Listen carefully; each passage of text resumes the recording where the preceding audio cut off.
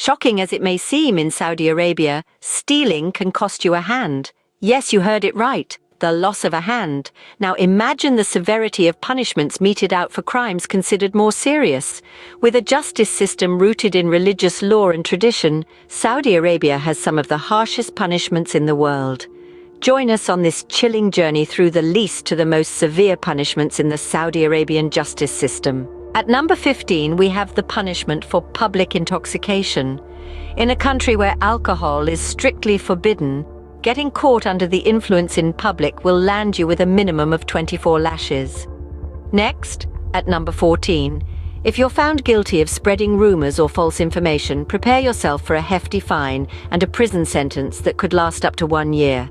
At 13, we find the punishment for theft.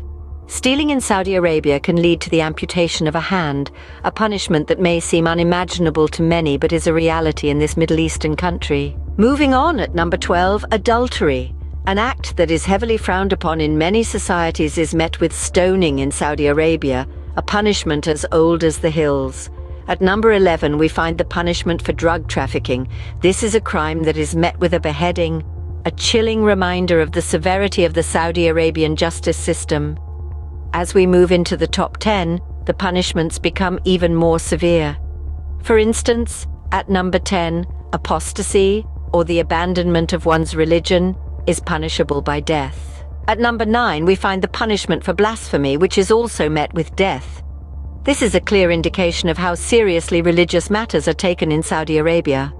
At number 8, the punishment for witchcraft and sorcery is also death.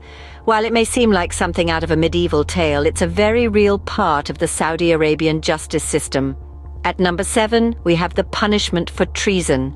If found guilty, the punishment is crucifixion, a method that dates back to ancient times. At number 6, we find the punishment for murder. Just like in many other countries, this is punishable by death in Saudi Arabia. Moving into the top 5, at number 5, we have the punishment for espionage. This is also met with a death sentence. At number 4, we find the punishment for homosexuality. Despite global progress in LGBTQ+ rights, in Saudi Arabia, homosexuality is still punishable by death. At number 3, we have the punishment for rape. This heinous crime is met with a death sentence. At number 2, we find the punishment for highway robbery with violence.